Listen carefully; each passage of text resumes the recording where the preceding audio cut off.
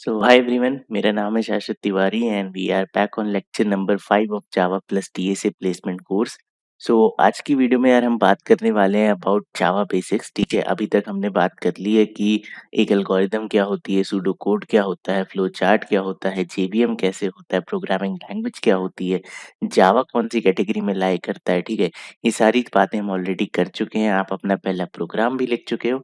तो आज की वीडियो में यानी कि लेक्चर नंबर 5 में हम डिस्कस करने वाले हैं अबाउट सम बेसिक्स। ठीक है, मैंने आपसे एक क्वेश्चन पूछा था लास्ट वीडियो में कि आप बाइट कोड किस तरीके से किसी दूसरे फ़ोल्डर में जनरेट कर सकते हो। ठीक है, तो उसका मैं आपको आंसर दे देता हूँ, बट इसकी हम डिटेल में बात करेंगे नेक्स्ट लेक्चर में जब हम पैकेजेस को डिस्कस कर रहे होंगे। ठीक है, आज मैं पैकेज नहीं पढ़ाने वाला बिकॉज़ आज मुझे आपको और बहुत सारी चीज़ें बतानी है एंड ये बहुत ही इंसाइटफुल लेक्चर होने वाला है। तो बिना कोई टाइम वेस्ट के इस वीडियो को स्टार्ट करते हैं। ओके, सो मैंने एक फ़ोल्डर ओपन कर लिया है, लेक्चर नंबर 5 का न्यू फ़ोल्डर बना लिया है। इसमें मैं काम करूँगा। ठीक है, मैं आपको 2 नए फ़ोल्डर्स बना के दिखाता हूँ। एक का मैं नाम रखता हूँ एसआरसी। ठीक है, एंड इसे हम सेव कर देते हैं एंड दूसरे का नाम मैं रखता हूँ बिन। ठीक है, बिन BIN मीन्स बाइनरी। यहाँ पे हम अपनी बाइनरी फाइल स्टोर करेंगे। बाइनरी मतलब 0 1 वाली फाइल। ठीक है, जो मशीन को समझ आ रही है। अब मैंने अपनी एसआरसी खोल ली। इसमें हम एक न्यू फाइल बनाते हैं। इसका नाम हम रख देंगे माई क्लास समथिंग, कुछ भी रख सकते हैं, माई क्लास डॉट जावा। ठीक है, सेव कर लिया हमने। ये एक जावा फाइल बन चुकी है एंड मैंने वीएस कोड अपना ऑलरेडी खोला हुआ है। तो यहाँ पे आपको बिन एसआरसी वगैरह दिख गया। एसआरसी में my class dot Java already created है, अभी क्रिएट करी है। ठीक है, let me zoom it a little bit. तो मैंने इसे थोड़ा सा ज़ूम कर दिया आपकी रीडेबिलिटी के लिए, विजिबिलिटी के लिए। तो अब मुझे क्या करना है, मुझे आपको बाइट कोड जनरेट करके दिखाना है, विच इज़ वेरी सिंपल। हम पहले क्या करेंगे, हम लिखेंगे क्लास। क्लास का नाम लिख देते हैं शाश्वत। ठीक है, because it is not public class so I can give any name. इसका ब्लॉक ओपन कर देते हैं एंड मैं मेन फंक्शन लिख देता हूँ। बाय द वे शॉर्टकट है, अगर आप वीएस कोड पे हो तो, किसी और एडिटर पे हो तो आई डोंट नो। ठीक है, अब मुझे यहाँ क्या करना है, मुझे यहाँ लिखना है सिस आउट। एक और शॉर्टकट है, इधर मैं लिखूंगा हेलो कोडर। ठीक है, ज़्यादा कुछ नहीं, हेलो कोड है। ओके, ये मैंने सेव कर दिया। तो मैंने कुछ भी नहीं किया, यहाँ पे एक शाश्वत नाम की क्लास बना दी है, उसमें हेलो कोडर प्रिंट करा दिया। That's it, I have done nothing. ठीक है, अब मुझे वापस इस बाइट कोड को रन कराना है। तो मैं यहाँ पे क्या करूँगा, कमांड प्रॉम्प्ट का शॉर्ट मैंने आपको बताया था CMD एंटर। ठीक है, तो ये मेरा क्या करेगा, कमांड प्रॉम्प्ट ओपन कर देगा। तो ये कमांड प्रॉम्प्ट ओपन हो चुका है। मैं इसमें क्या करता हूँ, मैं आपको कुछ अब मुझे देखो यहाँ पे बाइट कोड जनरेट करना है। नॉर्मली हम कैसे करते थे, जावा सी, ठीक है, फाइल का नाम डॉट जावा, करेक्ट, यही करते थे हम। ठीक है, एंटर मारते थे, ये कंपाइल हो रहा है। ठीक है, अभी अभी लैपटॉप स्टार्ट किया तो थोड़ा सा ओके कंपाइल हो गया एंड यहाँ पे आप देखो तो एक डॉट क्लास फाइल जनरेट हो चुकी है। ठीक है, या अगर मैं आपको VS कोड पे दिखाऊं तो यहाँ पे आप देखोगे तो डॉट क्लास फाइल आपकी आ चुकी है, शाश्वत डॉट क्लास, करेक्ट, गुड। अब मुझे क्या करना है, मुझे इस बाइट कोड को यहाँ जनरेट नहीं करना है। पहले मैं उसके पीछे आपको रीज़न बताता हूँ। जो आपके बाइट कोड्स होते हैं वो आपको यहाँ नहीं, मतलब आपके सोर्स कोड के साथ नहीं रखने चाहिए। इसीलिए मैंने 2 फ़ोल्डर बनाए, एक एसआरसी और एक बिन का।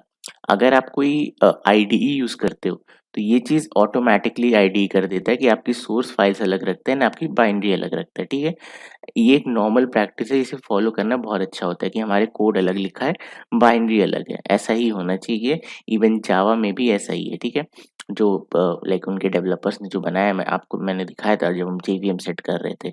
बिन एक अलग से फोल्डर था। ठीक है, जेवीएम नहीं, सॉरी, जेटीके सेट कर रहे थे। ठीक है, क्लास पाथ वगैरह हमने ऐड करी थी। कूल, तो ग्रेट। अब मुझे क्या करना है, मुझे इस बाइट कोड को कहीं और जनरेट करना है। कहाँ जनरेट करना है, एक फ़ोल्डर पीछे अगर आप आओगे तो मैंने, सॉरी, ज़्यादा पीछे आ गए। एक फ़ोल्डर आप पीछे आओगे तो मैंने एक बिन नाम का फ़ोल्डर बनाया जो कि एम्प्टी दिख रहा है और मेरा कोड है इस एसआरसी में। ठीक है, तो मुझे एक फ़ोल्डर पीछे आना है एंड देन बिन में जाना है। ठीक है, तो ये बाइट कोड कौन जनरेट करता है, जावा या जावा सी? जावा सी, करेक्ट। तो मुझे जावा सी को कुछ इंस्ट्रक्शंस देने पड़ेंगे, तो वो मैं दे देता हूँ। ठीक है, पहले मैं हम इस बाइट कोड को डिलीट कर देते हैं। इसे हम कर देते हैं डिलीट। Okay, done. अब मुझे यहाँ पे जेवीएम को अपने, सॉरी, जावा सी को बताना पड़ेगा कि किस तरीके से मुझे इसे कहाँ भेजना है। ठीक है, तो ऑब्वियसली मुझे इसे पाथ देना पड़ेगा। तो मैं कह सकता हूँ जावा सी -d। -d means path. ठीक है, ये बताता है कि अब कौन से पाथ पे आपको भेजना है। स्पेस देके अब आप पाथ दोगे, ठीक है। तो मुझे क्या पाथ देना है, डॉट डॉट स्लैश। इसका मतलब क्या होता है, एक फोल्डर पीछे। आप यहाँ पे फुली क्वालिफाइड नेम भी दे सकते हो, एग्जैक्ट पाथ भी दे सकते हो, मतलब कि दिस पीसी पे, फिर डॉक्यूमेंट्स पे, फिर कोड्स पे, मतलब फिर लेक्चर 5 पे, फिर कोड्स पे, फिर बिन पे, ऐसा भी आप डायरेक्ट दे सकते हो, ठीक है। बट मैंने यहाँ से दे दिया डॉट डॉट स्लैश, इसका मतलब एक फोल्डर पीछे आ जाओ। अब तुम्हें कहाँ जाना है, BIN, बिन, ठीक है। बिन में मुझे चाहिए ये चीज। अब मैंने अपनी जावासी को पाथ दे दिया है, अब इसको फाइल का नाम बताना है, तो फाइल का नाम क्या है, माई क्लास, ठीक है। इतना ही है, एंटर मार देंगे तो इसने कोई एरर नहीं दी और ढंग से हो गया। बट आप देखोगे यहाँ पे आपकी क्लास फाइल नहीं आई है। अब आपकी क्लास फाइल कहाँ गई होगी, वापस से हम काफी पीछे आ जाते हैं, इस बिन में गई होगी, ठीक है। तो ये देखो जादू हो गया। अगर मैं VS कोड पे दिखाऊं आपको, ठीक है, तो यहाँ देखो आप बिन में शाश्वत डॉट क्लास आ चुकी है। तो इस तरीके से हमारा कुछ काम करता है जावा सी। बट आप अब इसे रन कैसे करोगे, आप वापस इस फोल्डर में आके तो करा लोगे, ठीक है। आप इस फोल्डर में आओ, आप चला दो जावा माई शाश्वत dot class. But in case, in case क्या, इन केस आप इधर ही से चलाना चाहते हो, ठीक है, इसी कमांड प्रॉम्प्ट से, तो वो हम कैसे चला सकते हैं। अब देखो, कंपाइल तो आपने करा लिया जावा सी से, रन कौन कराता है, जावा। तो आप यूजुअली क्या देते थे, जावा शाश्वत, ठीक है, इतना ही दे देते आप, तो ये चल जाता था। बट यहाँ पे नहीं चलेगा, क्यों, क्योंकि अगर मैं आपको चला के दिखाऊं तो इसे कहेगा भाई शाश्वत कौन, देखो ये कहेगा कुड नॉट फाइंड और लोड मेन क्लास शाश्वत, ठीक है, क्योंकि शाश्वत नाम की क्लास यहाँ पे नहीं है, कहाँ पे, आपके एक फोल्डर पीछे। तो हमें ये कैसे करना होगा, अब हमें इस जावा को भी पाथ देना होगा। तो उसके लिए है जावा, मैं इसे क्लियर स्क्रीन कर दिया, ठीक है, आपकी विजिबिलिटी के लिए। अब मुझे क्या करना है, देखो मुझे सीधा सा बिन में जाना है। तो मैंने कहा जावा हाइफन, वहां पे हमने -d दिया था जावा सी को, कंपाइलर को समझाने के लिए। यहाँ हम देंगे class path space dot dot slash bin, मतलब करंट फोल्डर से पीछे जाओ, वहां पे बिन नाम के फोल्डर पे चले जाओ, ठीक है, स्पेस, अब अपनी क्लास का नाम विच वॉज शाश्वत, ठीक है।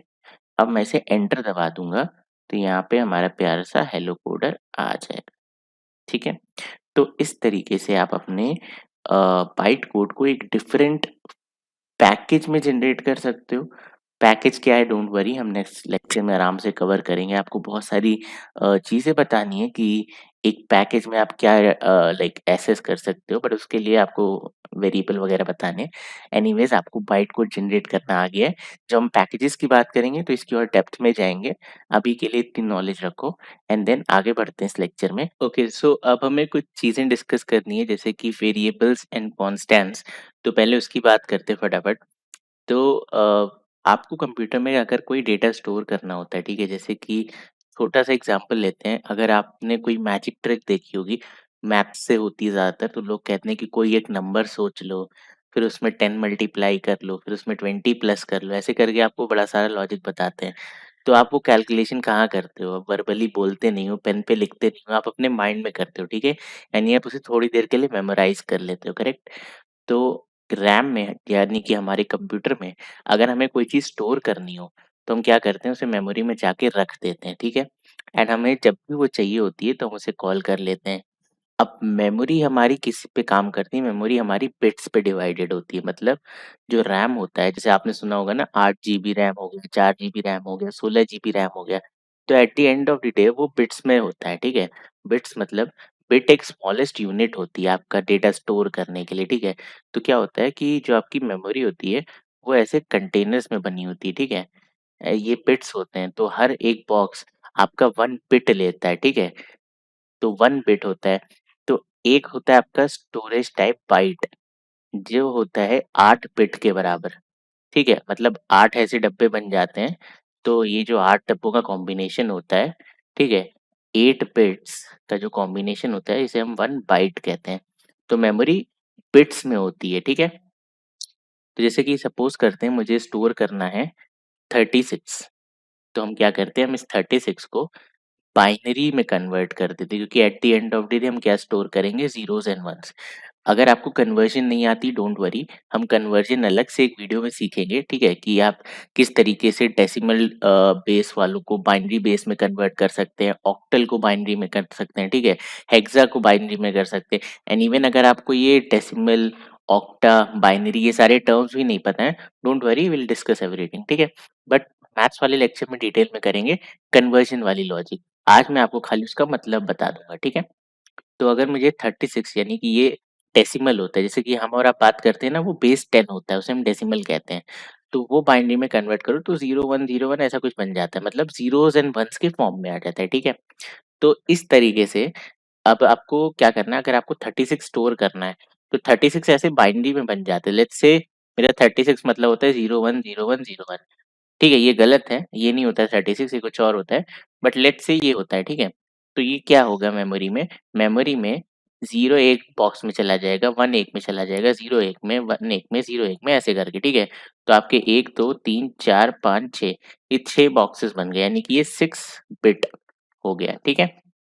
तो हम कैसे रिप्रेजेंट करते हैं मेमोरी को, हम बाइट्स में करते हैं, मतलब 1 बाइट जगह ले रहा है, 2 बाइट जगह ले रहा है, इवन बिट्स भी करते हैं, उसकी अभी हम बात करेंगे, ठीक है, जो अब हम डेटा टाइप देखेंगे।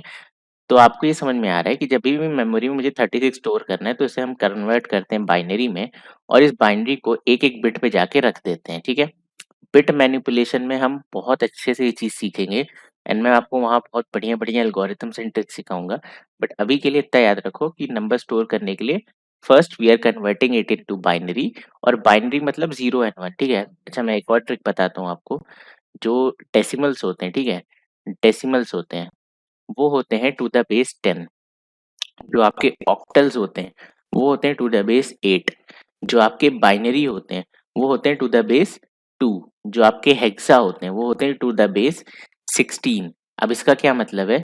देखो, जब भी कोई चीज़ मैंने कहा बेस 10 है, तो वो कहाँ से कहाँ तक होगी? वो होती है 0 टू 9, मतलब 10 से एक कम, 0 से लेके जो भी है उससे एक कम। ऑक्टल है तो क्या होगी? You guessed it right, 0 to 7। Binary है तो क्या होगी? 0 टू 1, ठीक है। एंड 16 है तो क्या होगी? 0 टू 15। हालांकि इसमें हम क्या करते हैं, ए बी, ठीक है, तो इसमें हम क्या करते हैं, A B C D E F तक कर देते हैं। तो 10 आपका होता है ए, बी सॉरी बी होता है 11, ठीक है, सी होता है 12, डी होता है 13, ठीक है, एंड ई होता है आपका 14, एफ होता है आपका 15। मतलब 0 टू 9 तो आपके नंबर्स ही होते हैं। ए, आप 10 को लिखते हो ए, 11 को लिखते हो बी, ठीक है, 12 को लिखते हो सी, 13 को लिखते हो डी, 14 को ई, एंड सिमिलरली 15 को एफ। तो ये आपके हेक्साडेसिमल्स होते हैं, ठीक है। अगर आपको इस सब की नॉलेज नहीं है, कोई बात नहीं, हम मैथ्स वाली क्लास में बात करेंगे। बट अब इतनी नॉलेज तो आपको आ गई कि जब मैं कहूँ डेसिमल तो कितने नंबर से बना होगा, 0 टू 9। जब मैं कहूँ बाइनरी तो उसमें क्या-क्या हो सकता है, 0 और 1। जब मैं कहूँ ऑक्टल तो उसमें 0 1 2 3 4 5 6 7 तक हो सकता है, ठीक है। हेक्सा कहूँ तो 0 टू 15 होगा, एंड 10 टू 15 को हम A B C D E F से रिप्रेजेंट करते हैं, ठीक है। तो this is our normal number system. तो अगर मुझे कोई भी नंबर सेव करना है मेमोरी में, तो पहले कन्वर्ट होता है किसमें, हमारे बाइनरी में, और वो जाकर के मेमोरी में सेव हो जाता है। This is normal mathematics. बाकी इसकी और डिटेल में बात करेंगे अच्छे से, ठीक है। इतना आपको लॉजिक मिल गया। तो अब मेन क्वेश्चन पे वापस आते हैं कि ये जो वैल्यूज हैं, इसे हम मेमोरी में तो रख रहे हैं, पर हम उठाएंगे कैसे, ठीक है। जैसे मैंने कहा ये मेरी बड़ी सी मेमोरी है, मैंने कहा यहाँ पे 36 जाके स्टोर कर दो, तो ये कुछ बिट्स का बॉक्स बना, एंड ये कुछ 6 बिट था ना, जितना भी था। तो सपोज करते हैं मेमोरी में जाके कहीं एड्रेस थी, इसकी स्टार्टिंग एड्रेस थी 2348, ये यहाँ जाके स्टोर हो गया, ठीक है। अब मुझे ये 2348 तो पता नहीं है, ठीक है। एज अ प्रोग्रामर मैंने 36 सेव किया, तो यार अलग अलग मेमोरी मैनेजमेंट होती है ना, वो हीप मेमोरी में जाके कहीं भी इसे रख देगा। अब आप इसे ढूँढोगे कैसे? ठीक है, आपको ये एड्रेस पता होना चाहिए। बट क्या आपने कभी देखा है कि हम एड्रेस याद कर रहे हैं? नहीं। तो हम क्या करते हैं, हम इसके रेफरेंसेस बनाते हैं, ठीक है? अब बहुत इंटरेस्टिंग होने वाली है चीज़। जब मैं कहता हूँ कि आप 36 स्टोर करो, तो आप लिखते हो A इज़ इक्वल टू 36, ठीक है?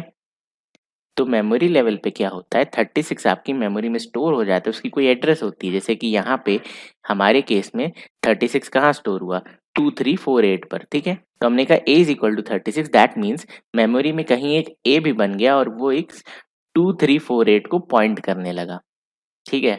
तो जो a आपका जाता है, ये जाता है आपके स्टैक मेमोरी में, लेक्चर नंबर 1, ठीक है। हमने बात कर ली है ऑलरेडी इस चीज की। 36 आपका है वो कहाँ है, हीप मेमोरी में, ओके, ठीक है। तो ये बढ़िया सा तरीका है। तो जब आप लिखते हो a इज इक्वल टू 36, तो ये अब a क्या है, चलो आपने भैया ने बता दिया कि a रिफर कर रहा है, बट a को कहते क्या है, a को हम कहते हैं वेरिएबल। क्यों? क्योंकि एक कंटेनर है जहां आप क्या रख रहे हो, डेटा रख रहे हो जा करके, ठीक है। ये अलग अलग साइज का हो सकता है, इसका आप कुछ भी नेम दे सकते हो, कुछ भी से मेरा मतलब है, इसके कुछ रूल्स होते हैं, उसकी हम बात करेंगे कि आप यही रूल फॉलो करो, वरना जावा आपको एरर दे देगा कि भाई निकलो यहाँ से, ये सब नहीं होता यहाँ पे, ठीक है। तो अब अगेन एक और चीज आती है कि ये एक क्या क्या स्टोर कर सकता है, किस तरीके का डेटा स्टोर कर सकता है, ठीक है। जैसे कि यहाँ 36 है, 36 क्या है, this is nothing but an integer, ठीक है। तो similarly I can store something like a is equal to letter B, ठीक है, single quotes B, that means एक कैरेक्टर में स्टोर कर सकता हूँ, ठीक है। यानी कि ए तो कुछ भी स्टोर कर सकता है। आप रिस्ट्रिक्ट कैसे रहोगे, क्योंकि जावा क्या है, जावा एक स्टैटिकली टाइप लैंग्वेज है। आपको ये लाइन लिखने से पहले बताना पड़ेगा कि भाई साहब ए जो है वो किस तरीके का डेटा स्टोर कर सकता है मेमोरी में, ठीक है। तो उसके लिए हमारे पास अलग अलग डेटा टाइप्स होते हैं। तो आपको एक चीज समझ में आनी चाहिए कि जो वेरिएबल है, ठीक है, वो उसका नाम वेरिएबल क्यों है, क्योंकि वो वेरी कर सकता है, वो अपनी वैल्यूज को चेंज कर सकता है। अब आपके दिमाग में आ रहा होगा भैया हम कांस्टेंट भी तो बना सकते हैं कि जिसकी वैल्यू ही ना चेंज हो। बिल्कुल बना सकते हैं, वो भी अभी बना के दिखाऊंगा मैं, ठीक है। तो जब आपने कोई वेरिएबल बनाया तो उसका क्या डिफाइन करना पड़ता है आपको, आपको उसका डेटा टाइप देना पड़ता है, ठीक है। तो उससे पहले अब हम बात करेंगे कुछ लिटरल्स की, ठीक है। अब वो लिटरल्स क्या है, देखो, अब हम चलते हैं यार अपने कोड पे, ठीक है। मैं आपको एक फटाफट एक क्लास बना के दिखाता हूँ। इसका हम कुछ भी नाम ले लेते हैं, हम कहते हैं यार हमने क्लास बना दी, class my code, correct. And then हमने यहाँ पे एक ब्लॉक खोल दिया, मतलब इस क्लास की स्कोप यहीं तक है। देन हमने एक मेन फंक्शन बना दिया, ठीक है। अब मेरी जो क्लास है और जो मेरा मेन फंक्शन है वो तो बन गया। अब मुझे आपको डेटा टाइप समझाना है, ठीक है। तो मैंने कहा a इज इक्वल टू 25, ठीक है। तो अब मुझे बताना पड़ेगा ये a क्या है। तो मैं इसको कह सकता हूँ इंट। इंट एक डेटा टाइप है, अभी हम डेटा टाइप की अच्छे से बात करेंगे। अभी के लिए समझ जाओ, इंट मीन्स इंटीजर या नंबर्स। अभी के लिए इतना समझो, अभी डिटेल में बात करेंगे, ठीक है। तो जो आपका 25 है, ये तो आपने सोर्स फाइल में लिखा है, आपने अपने कोड में लिखा है, ये मेमोरी में तो जा नहीं रहा है। तो जो भी चीज आप ऐसे लिखते हो ना, 25, 35.5, 38, 39.6, इसे हम कहते हैं लिटरल्स। ये क्या होते हैं, ये सिंथेटिक रिप्रेजेंटेशन होता है आपका, ठीक है। कि यार मैंने 25 लिखा है, अब हमारे सोर्स फाइल में जो 25 है वो मेमोरी में तो नहीं जा रहा है अभी, जब तक आप प्रोग्राम रन नहीं कराओगे या इवन ऑब्जेक्ट क्रिएट नहीं करोगे, वो मेमोरी में तो जाएगा ही नहीं। तो जो आपकी सोर्स फाइल में होते हैं ना, उन्हें हम कहते हैं लिटरल्स। अब ये लिटरल्स कई तरीके के हो सकते हैं, ठीक है। तो लिटरल अगर आप ब्रॉडली देखने जाओ तो 4 तरीके के होते हैं। एक होता है आपका इंटीग्रल लिटरल, ठीक है। दूसरा होता है आपका फ्लोट पॉइंट लिटरल। तीसरा होता है आपका स्ट्रिंग लिटरल। चौथा होता है आपका कैरेक्टर लिटरल। एंड शायद पांचवा भी होता है आपका Boolean literal. I think I messed up, 4 नहीं 5 होते हैं, ठीक है। 1 मिनट देख ही लेते हैं। लिटरल लिटरल लिटरल कहाँ गया, कहाँ गया, कहाँ गया, कहाँ गया, ये रहा, ठीक है। लिटरल्स इन जावा, इंटीग्रल, देन दूसरा होता है आपका फ्लोटिंग पॉइंट, देन होता है आपका कैरेक्टर, देन होता है आपका स्ट्रिंग, देन होता है आपका बूलियन। करेक्ट, 5 होते हैं, ठीक है। 4 नहीं 5 होते हैं, ओके। सो अब बात करते हैं कि लिटरल की डेफिनेशन क्या है। तो literal in Java is a synthetic representation of Boolean, numeric, character और स्ट्रिंग डेटा, ठीक है। यहाँ 4 लिखे हैं, यहाँ भी 1 2 3 4 ही लिखे हैं, ठीक है, जो 5 होते हैं। अब इंटीग्रल लिटरल्स क्या होते हैं, देखो। इंटीग्रल लिटरल्स आपकी, पहले मैं आपको डेटा टाइप दिखा देता हूँ, देखो। डेटा टाइप क्या हुआ, जैसे मैंने कहा ना इंट मतलब इंटीजर, कैर। तो इंटीग्रल लिटरल 4 तरीके के हो सकते हैं। या तो आपका इंटीजर होता है, या तो आपका लॉन्ग होता है, या तो आपका शॉर्ट होता है, या तो आपका बाइट होता है, ठीक है।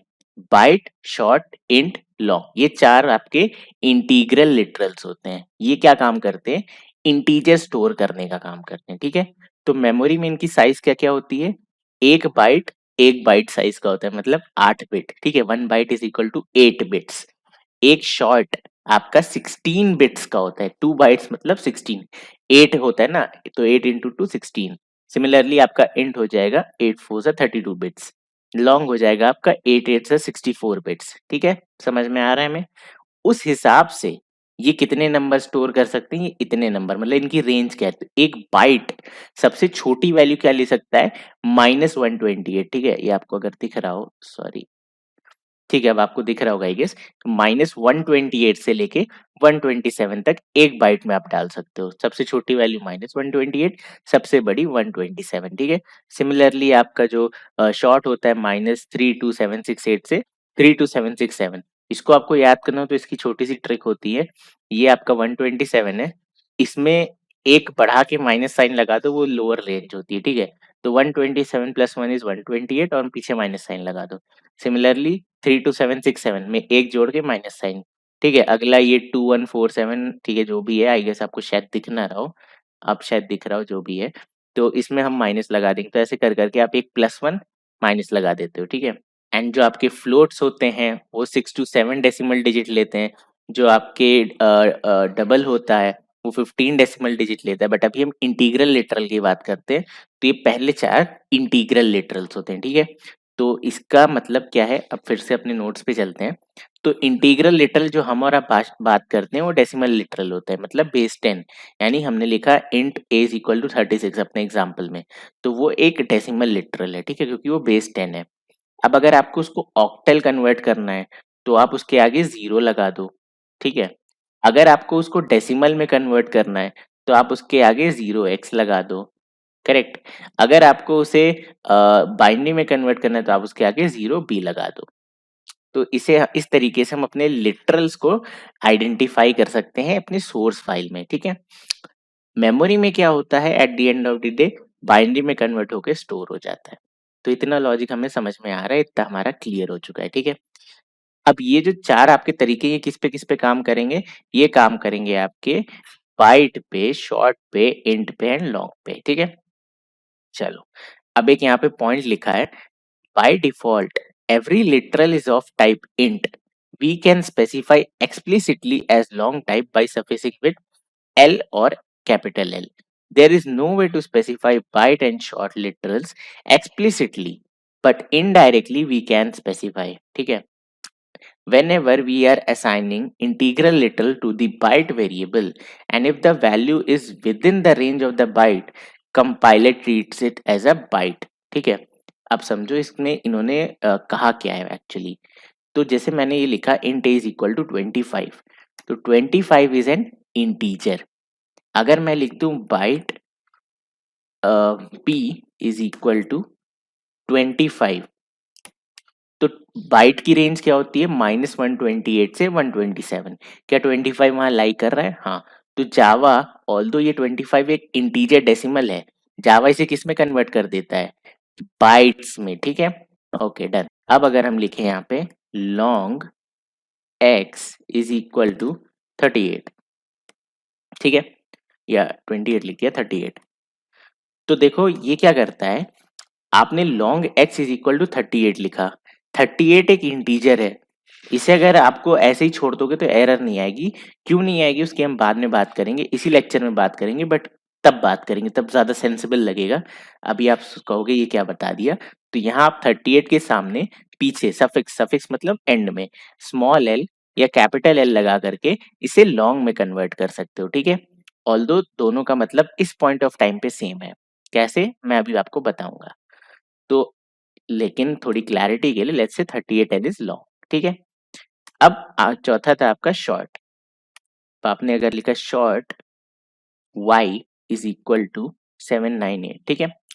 तो ये क्या करेगा, अगेन सेम काम करेगा। आप एक्सप्लिसिटली यहाँ नहीं कर सकते। ये 798 एक इंटीजर है जो कि देखेगा कि हाँ भाई ये शॉर्ट टाइप का है, तो उस हिसाब से एडजस्ट कर देगा। क्यों, क्योंकि 798 शॉर्ट की रेंज में है। ओके, अब एक डाउट आ रहा होगा कि भैया अगर रेंज के बाहर हम चले जाएं, अपनी औकात से ज्यादा काम कर ले तो क्या होता है, ठीक है। तो होता ये है कि आपकी जो नंबर्स होते हैं वो एक रेंज में होते हैं, ठीक है। अब वो रेंज जैसे ही आप क्रॉस करते हो, वो रैप करना शुरू कर देते हैं। मतलब लेट्स से मेरी डेसिमल की रेंज है -10 से 9। Let's say this is not decimal, मतलब इंटीजर मान लेते हैं। इंट की रेंज -9 से 10 है या -10 से 9 है, मेक्स मोर सेंस, ठीक है, प्लस वन लॉजिक से। अगर मैंने 10 दे दिया, ठीक है, मतलब रेंज है -10 से 9 और मैंने 10 दे दिया, तो 10 तो रेंज के बाहर आ गया। तो क्या होगा, 9 के बाद अगला शुरू हो जाएगा -10। तो आप लिखोगे 10, वो बन जाएगा -10। This is called wrapping. तो आपका जो डेटा टाइप है वो रैप हो रहा है, मतलब कि अगर वो अपनी बॉर्डर से, एक्सट्रीम बॉर्डर को क्रॉस कर जाएगा तो वो पीछे से चलने लगेगा, ठीक है। जैसे कि short z is equal to 32767, ठीक है। एंड ये टेंशन मत लेना कि मुझे ये रेंजेस याद करनी, कोई नहीं पूछता। बस आपको कोडिंग के टाइम पे थोड़ा सा आइडिया होना चाहिए, ठीक है। तो इंटीजर वगैरह की याद कर लेना, इसकी इतनी ज़रूरत नहीं कि शॉर्ट की भी याद कर रहा हो, लॉन्ग की ना, कोई ज़रूरत नहीं, ठीक है। इंटीजर की थोड़ी बहुत याद कर लेना, उसके अलावा कुछ नहीं पूछता, ठीक है। एंड ये सारी चीज़ें एक्चुअली जब आप एक्चुअल में प्रॉब्लम सॉल्विंग करोगे ना, तो आप देखोगे कि कुछ चीज़ें हमें फ्रीक्वेंटली गूगल करनी पड़ती हैं। और मैं आपको बोलूँगा कि क्या-क्या चीज़ें आपको गूगल करनी पड़ती हैं। एंड यहाँ वाला जो काम है वो आपको खुद करना है, ठीक है। तो आपको मेमोराइज़ेशन, मतलब मेमोराइज़ेशन, जो डीपी पहुँच गए हम, बहुत ज़्यादा मेमोराइज़ नहीं करनी है चीज़ें, आपको दिमाग यूज़ करना आना चाहिए, जुगाड़ लगाना आना चाहिए, दैट्स इट, ठीक है।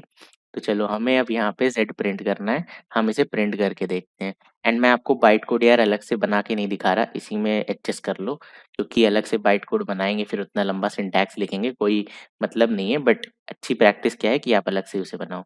तो जावा सी, मेरी फाइल का नाम है lecture5.java, एंटर, ठीक है। अब हमने इसे कंपाइल कराया है जावा सी के थ्रू। अब यहाँ पे कंपाइल हो चुका है, तो हम लिखेंगे जावा, मेरी क्लास का नाम क्या है? मेरी क्लास का नाम है माई कोड, ठीक है। तो it will be Java my code, my class नहीं भाई, माई कोड, ठीक है, एंटर। अब यहाँ पे क्या आएगा भाई? यहाँ पे आ जाएगा 32767, ओके। ये लास्ट है इसकी रेंज का, मतलब अगर मैं इसमें एक ऐड कर दूं, एक ऐड करते हैं, दो नहीं ऐड करते हैं, 32768, तो ये कहेगा कि भाई मिसमैच क्यों? अब देखो यहाँ पे ध्यान से देखो, इसने मैसेज दिया है can not convert int to short. क्यों? क्योंकि हम रेंज एक्सीड कर गए। बट मैं कहता हूँ कि नहीं, तुम ऑटोमेटिक नहीं करोगे, तो मैं जबरदस्ती करूंगा। जबरदस्ती मतलब हम इसे टाइप कास्ट कर देंगे, ठीक है। तो टाइप कास्ट मीन्स एक टाइप से दूसरे टाइप में फोर्सफुली कन्वर्ट करना, उसे हम टाइप कास्टिंग कहते हैं, ठीक है। तो हम क्या कह रहे हैं? हम कह रहे हैं भाई जबरदस्ती भरो, ठीक है। तो अब देखते हैं जबरदस्ती भरने का नतीजा क्या है। यहाँ पे निकलेगा, इसे हम करते हैं clear screen, compile, then run, ठीक है। -32768, अगर आप ये रेंज देखो, -32768 मतलब लास्ट वाले से एक ज्यादा मतलब स्मॉलेस्ट वैल्यू, लास्ट वाले से दो ज्यादा मतलब सेकेंड स्मॉलेस्ट वैल्यू, ठीक है। तो इस तरीके से काम चलेगा। तो अगर मैं आपको बताऊं कि यहाँ पे हम कर देंगे 69, तो आंसर क्या आना चाहिए? -32767, ठीक है। पीछे से कम होते चल रहा है, क्योंकि इधर हम दो आगे चले गए, उधर हम दो पीछे से चले आएंगे। ये हो रहा है, ये तो ये इसे हम कहते हैं रैप हो रहा है, ठीक है, घूम रहा है आपस में। तो let's clear, compile and then run it.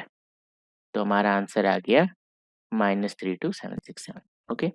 तो इस तरीके से हम हमारे डेटा टाइप को रैप करना सीख जाएंगे, ठीक है।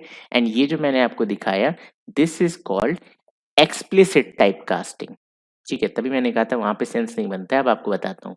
तो आपने वो एरर देखी कि इंटीजर को हम कन्वर्ट नहीं कर सकते, तो इसको हम कहते हैं कि हम जबरदस्ती कन्वर्ट करा देंगे, हम टाइप कास्ट कर देंगे। ये किन-किन हालातों में बेनिफिशियल होता है, जब आप चाहते हो कि आपका जो, कई बार यार हमारे प्रोग्राम में लॉजिक होता है कि यार हम इंटीजर्स भी ऐड कर रहे हैं, डेसिमल्स भी ऐड कर रहे हैं, फिर भी हमें डेसिमल के साथ आंसर नहीं चाहिए। जैसे आपने 20.7 एंड 20 इनको ऐड करो तो 40.7 आंसर है, बट मुझे 40 चाहिए। तो हम क्या करते हैं, डेसिमल्स को हटाना चाहते हैं, तो उस केस में हम क्या करते हैं, डेटा टाइप हमेशा इंट डाल देंगे, ठीक है, या लॉन्ग डाल देंगे, मतलब डेसिमल नहीं डालेंगे। डेसिमल मतलब ये floating point, sorry, floating point नहीं डालेंगे, फ्लोटिंग पॉइंट मतलब डेसिमल वाली चीज़ें, ठीक है। तो ये लॉजिक होता है हमारा। तो और यहाँ पर जो कंपाइलर करता है, अगर आप एल नहीं लगाओगे तो ये क्या करता है, इम्प्लिसिटली टाइप कास्ट कर देता है, ठीक है। इसकी हम अलग से अभी बात करेंगे, आपको एक बहुत अच्छा लॉजिक समझाऊंगा वहाँ पे। तो इम्प्लिसिट टाइप कास्टिंग क्या होती है, जब कंपाइलर खुद ही कर देता है। अगर आप छोटा डेटा टाइप ले रहे हो, मैं आपको समझाता हूँ क्या होता है यहाँ पे, बाद में क्यों, भी समझ लेते हैं, ठीक है। बात कर ही रहे हैं तो 2 मिनट और सुन ही लो। जैसे कि मैंने ये एक कंटेनर बनाया और ये एक दूसरा कंटेनर है, ठीक है। ये वाला आपका बिग कंटेनर है, इसमें आप 800 ml पानी स्टोर कर सकते हो। ये आपका छोटा कंटेनर है, इसमें आप 500 ml पानी स्टोर कर सकते हो, ठीक है। This is small, this is big. अब आपने क्या किया, आपने अपने 800 वाले को फुल कर दिया, ठीक है, ये पूरा फुल हो गया, एंड 500 वाला भी एम्प्टी है। अब आपसे कहा गया यार ये काम करो, ये पूरा इसमें उड़ेल दो, ठीक है। तो जावा अगर खुद से जावा को करना होता है तो कहता है भाई ये 800 है, ये 500 है, अगर मैं डालूंगा तो ओवरफ्लो हो जाएगा, ठीक है, तेरा 300 ml बह जाएगा। तो जावा इसे ऑटोमेटिकली नहीं करता। बट अगर आप कहो कि हम मेरे पास 500 ml भरा हुआ है, ये 800 वाला एम्प्टी है, क्या 500 वाला 800 वाले में डाल सकते हो? तो ये कहेगा हाँ ठीक है, 500 ml तक भर देगा और कहेगा ठीक है यार 300 ml तो खाली रह रहा है, ठीक है हम डाल सकते हैं, कोई दिक्कत नहीं। तो ये काम ये ऑटोमेटिकली कर देता है, आपसे पूछता ही नहीं है। तो इसे हम कहते हैं इम्प्लिसिट टाइप कास्टिंग, खुद ही कर दिया, ठीक है। इसके और भी एक दो नाम है, वो मुझे थोड़े से रिकॉल नहीं हो पा रहे, नोट्स में मैं आपको दिखाऊंगा वाइडनिंग वगैरह क्या कहते हैं, बट हम लोग इसे नॉर्मली क्या कहते हैं, इम्प्लिसिट टाइप कास्टिंग, ठीक है। दूसरी चीज होती है एक्सप्लिसिट टाइप कास्टिंग। एक्सप्लिसिट मतलब जबरदस्ती। अब मैंने कहा कि नहीं यार तुम 800 500 वाले में डाल दो, 300 बह रहा है बहने दो, मुझे दिक्कत नहीं है, ठीक है। तो ये क्या कहता है, ये कहता है ठीक है, इसे लो, इसे उड़ेल दो। ऐसा कब कब अच्छा लगता है, जैसे कि आपका है तो 800 ml का कंटेनर, लेकिन इसमें 500 ml ही पानी पड़ा हुआ है, ठीक है, और ये स्मॉल है और इसमें 500 ये खाली है, तब आप 500 आराम से इसमें डाल सकते हो, ठीक है।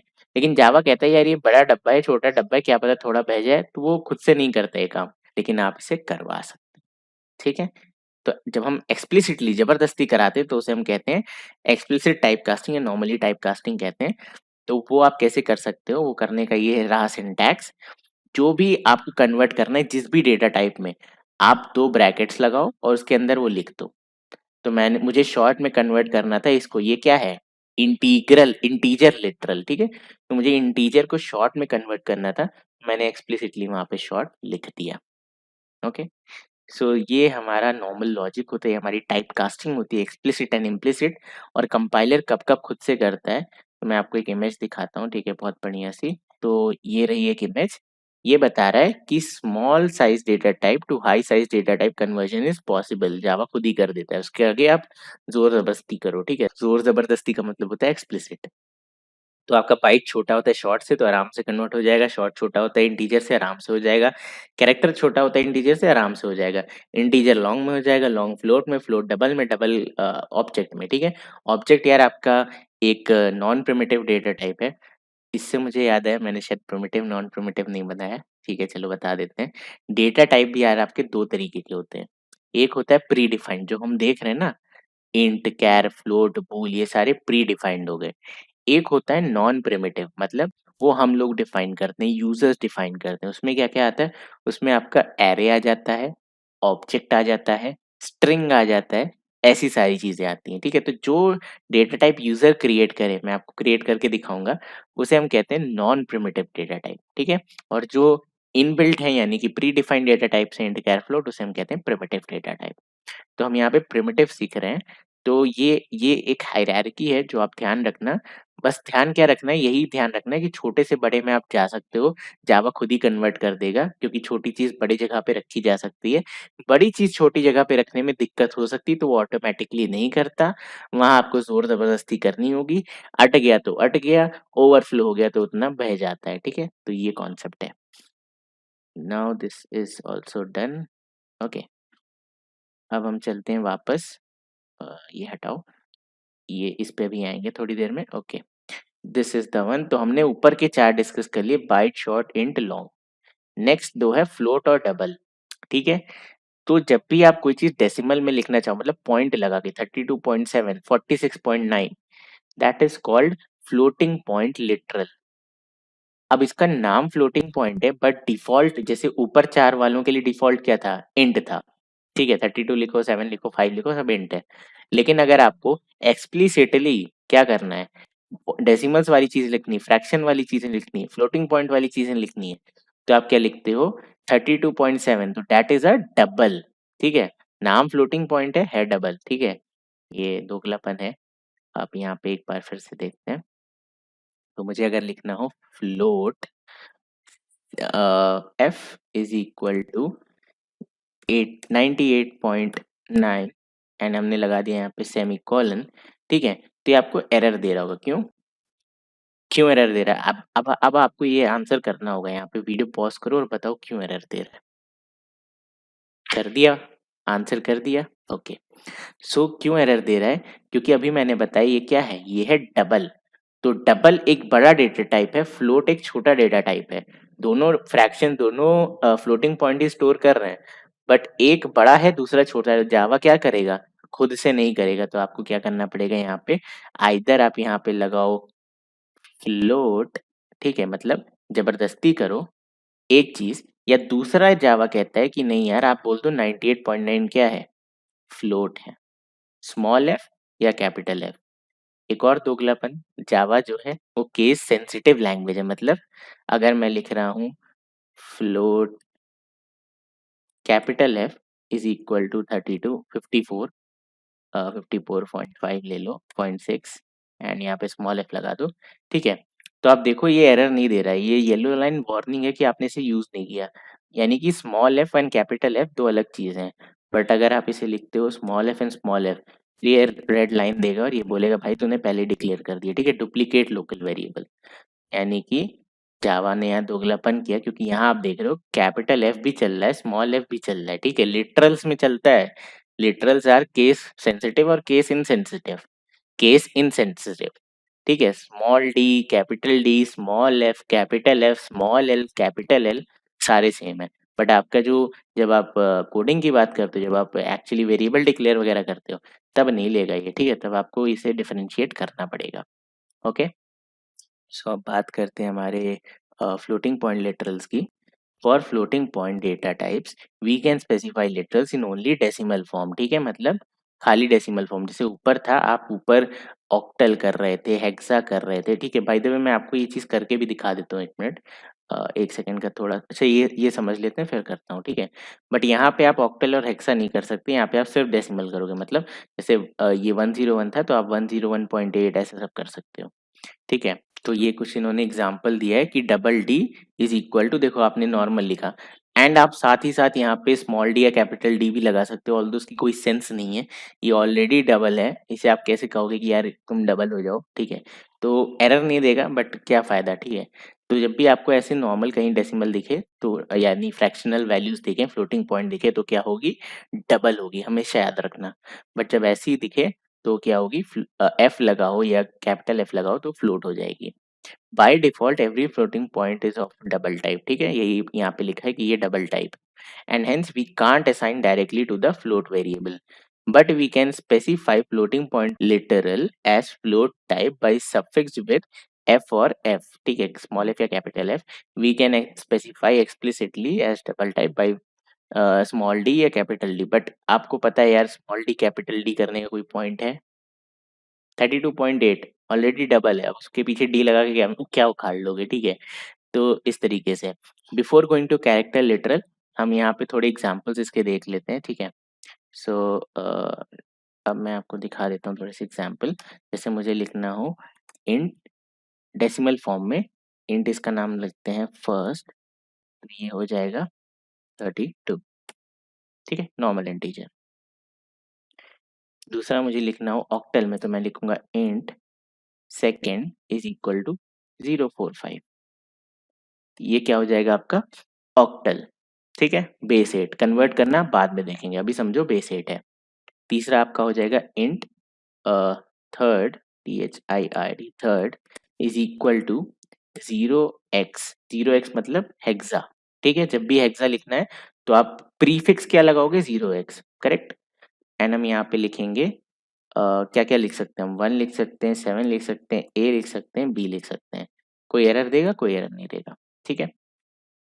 इंट फोर्थ बाइनरी में करना हो तो आप क्या लिखोगे 0B 0101 सेमीकोलन। ठीक है, तो अब अगर हम इसे प्रिंट कराएं इन चारों को, fourth. Okay, now let's try to compile and run this. Javac Java run हो गया। ओके, तो ये देखो आप, एक तो शायद हमने ऊपर कहीं कुछ प्रिंट कराया था, उसको भूल जाओ, पहले वाले को छोड़ दो। ठीक है, बाकी के देखो, 32 लिखा था, 32 आया। ठीक है, ये देखो, यहाँ पे देखो, ये रहा, 32 लिखा था, 32 आया। 045 ऑक्टल में आपका होता है 47 ना, 37। ठीक है, देन 0x17b ये होता है आपका 6059। देन 0101 होता है आपका 5 होता है ना बाइनरी में, या 4 होता है, पता नहीं क्या होता है, 5 होता है। ठीक है, तो इसे हम कन्वर्ट करना सीखेंगे हमारे मैथ्स वाली क्लास में, जहाँ हम नंबर सिस्टम की बात करेंगे। बट अभी आपको दिख रहा है कि आप यहाँ पे कुछ और लिख रहे हो एंड आउटपुट कुछ और आ रहा है। तो जो मेरा वर्ड्स थे कि ये जाके कन्वर्ट हो जाता है, वो चीज़ सही हो रही है। ओके, तो ये हो गया हमारा काम। अब हमने हमारा इंटीग्रल एंड दूसरा फ्लोटिंग लिटरल्स देख लिए। नेक्स्ट होता है यार आपका कैर लिटरल। ठीक है, अब ये क्या होता है, for character data type we can specify literals in 4 ways. Single quote, ठीक है, जब आपको लिखना है ए या फिर बी या फिर सी या फिर कैपिटल जेड, यानी कि कोई भी character, alphabet, symbol, dollar sign हो गया, ठीक है, एंड देन आपका कोई भी अच्छा सा साइन ढूंढ लो, हैश हो गया, @ हो गया, ये सारे साइन अगर आप सिंगल कोट्स के अंदर लिखते हो तो वो एक कैरेक्टर की तरह ट्रीट किया जाता है। ठीक है, जैसे कि मैंने यहाँ पे लिखा है char C H is equal to A, तो अगर मैं इसे कॉपी कर लूँ so it will work fine, हमें कोई एरर नहीं आएगी। हम यहाँ पे लिख सकते हैं char C H is equal to A. Okay, यहाँ पे कोई एरर नहीं आएगी। This is one thing.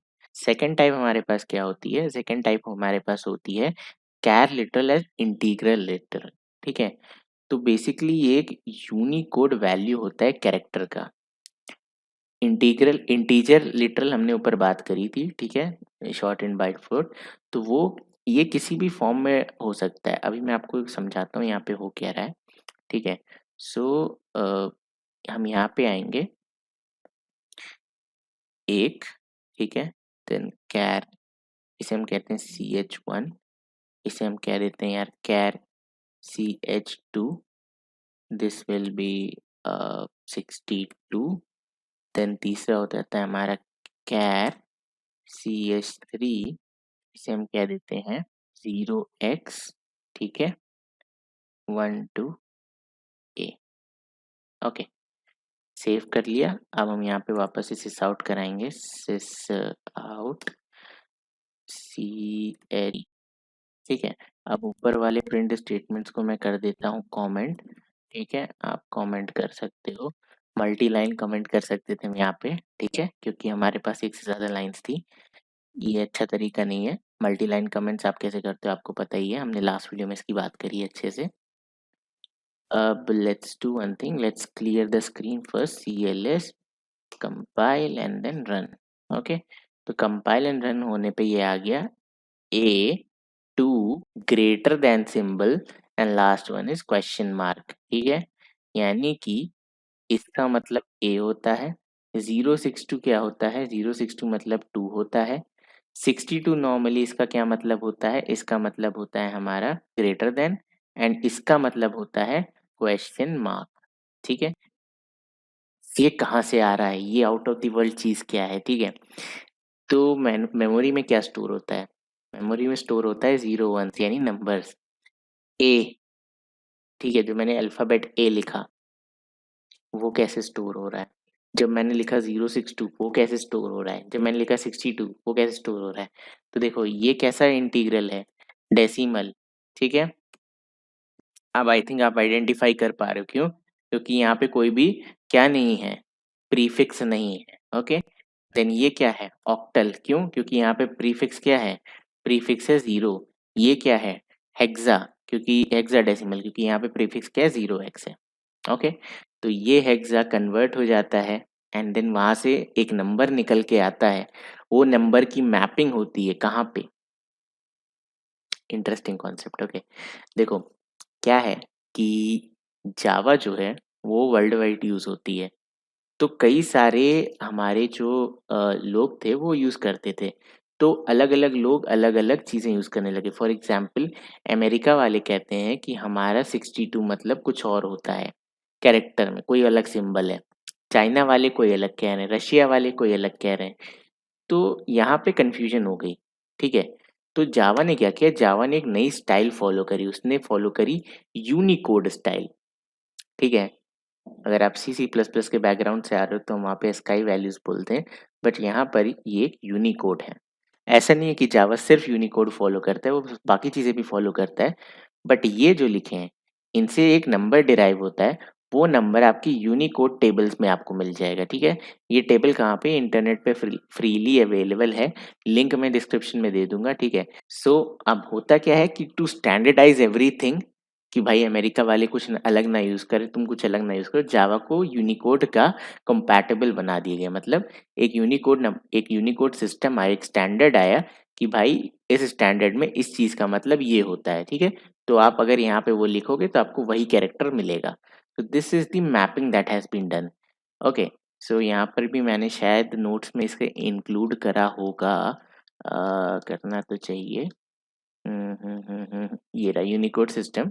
तो Unicode is a universal standard for character encoding that is capable of representing most of the world's written language. ठीक है, क्यों ऐसा हुआ, before Unicode there were many language standards. एक आपकी स्काई हो गई यूएस के लिए, देन आपके आईएसओ 88591 हो गए वेस्टर्न यूरोप के लिए, KOI 8 हो गया रशिया के लिए, देन बिग 5 एंड ये पता नहीं क्या ये हो गया चाइनीज के लिए, and so on. But a particular code value corresponds to different letters in various standards. Obviously, the encoding for languages with large character sets have variable length. ठीक है, अब किसी किसी को आप 6 लेंथ में डाल रहे हो, किसी को 4 लेंथ में डाल रहे हो, लेंथ मतलब कि 3 कैरेक्टर 4 कैरेक्टर से रिप्रेजेंट कर रहे हो, तो उस सारी चीज को यूनिक बना दिया गया। तो some common characters are encoded as single bytes यानी कि 8 बिट, अदर रिक्वायर्ड 2 और मोर बाइट्स। तो यूनिकोड में क्या कहा गया कि चाहे सिंगल बाइट लो, 2 बाइट लो, 3 बाइट लो, वो उन्होंने प्रॉपर डिफाइन कर दिया। ठीक है, कि ये चीज इतना बाइट लेगी, जैसे मैं 62 लिखा तो 62 इज सम कैरेक्टर। ठीक है, यूनिकोड टेबल में वो कैरेक्टर है तो वही प्रिंट होकर के आ जाएगा, ऐसा कुछ चला यहाँ पे जब आप इसे कैरेक्टर में कन्वर्ट करोगे। ठीक है, to solve these problems, a new language standard was developed that is called Unicode system. ठीक है, in Unicode system a character holds 2 bytes. So Java also holds 2 bytes for a character. Lowest value इसकी होती है ये, highest value इसकी होती है ये। ठीक है, तो this leads to our third char literal which is Unicode representation.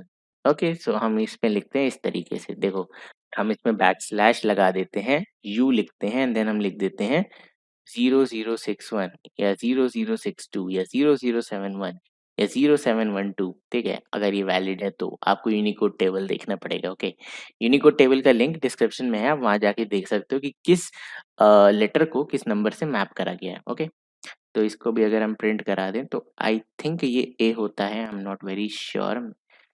एक बार प्रिंट करा के देखते हैं, लेट्स से कैर, क्या कॉपी तो कर ही लिया, इसे हम कहते हैं char CH4। Okay, and let's print CH4।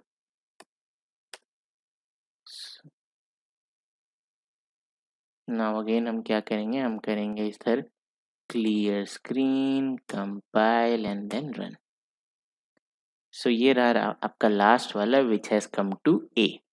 ठीक है, मेरा गेस वर्क ठीक था, मुझे याद था ठीक से। ठीक है, बट आप ये समझो कि कैरेक्टर कितनी बाइट लेता है, 2 बाइट, एंड ये कैसा होता है, यूनिकोड फॉलो करता है। ठीक है, अब नेक्स्ट आता है हमारे पास एस्केप सीक्वेंस। ठीक है, तो देखो यार कुछ स्पेशल कैरेक्टर होते हैं। ठीक है, जिन्हें हम कहते हैं एस्केप सीक्वेंस, उनकी डिफरेंट डिफरेंट मीनिंग होती है। एस्केप सीक्वेंस की आइडेंटिफिकेशन है कि वो हमेशा आपको एक बैक स्लैश के साथ मिलेंगे, ठीक है। जैसे लिखा है बैक स्लैश एन, तो इसका मतलब होता है न्यू लाइन। अगर लिखा है बैक स्लैश बी, तो इसका मतलब होता है बैक स्पेस, ठीक है। आर मतलब कैरी इज रिटर्न। तो मैं अगर आपको वापस से दिखाऊं, एंड बाय द वे कैर हमारा कितने साइज का होता है, लास्ट में लिखा है 2 बाइट्स, ठीक है। Okay, now if we move to this screen, तो ये है यार आपका एस्केप सीक्वेंस। तो देखो, इतने सारे मीनिंग्स होते हैं।